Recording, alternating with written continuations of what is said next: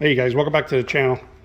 Today I'm rolling the front passenger side fender on my 87 S10.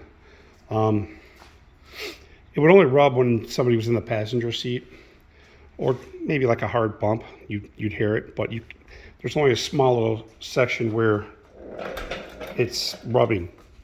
So I'm not really rolling it. I'm not rolling the lip. It's more about a ½ inch in the liner. See if I can see what's rubbing, or did.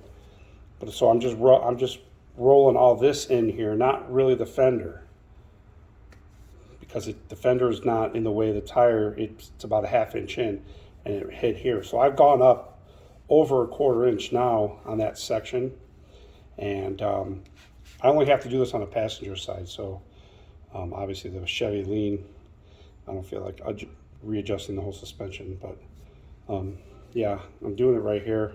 You can see, just using that Eastwood roller or whatever. Other than that, I mean, it's fairly easy. It's just that I'm not trying to damage my fender at all. As you can see, I only have to do this section right here, 5 inches worth, or 4 inches really. It doesn't rub when turning either. It's just when there's weight on the passenger side. And when you hit a bump, it would touch. So I'm going to go ahead and just finish rolling that. And I'm not really doing a video on rolling it because there's many of them on YouTube. But these are 18 by 8s squared on here, and a 4½ inch backspace. So it's a good fitment, because the other side, the backs, they fit perfect. It's just that the inside liner of that fender just rubs, like I said. So going to take care of that today.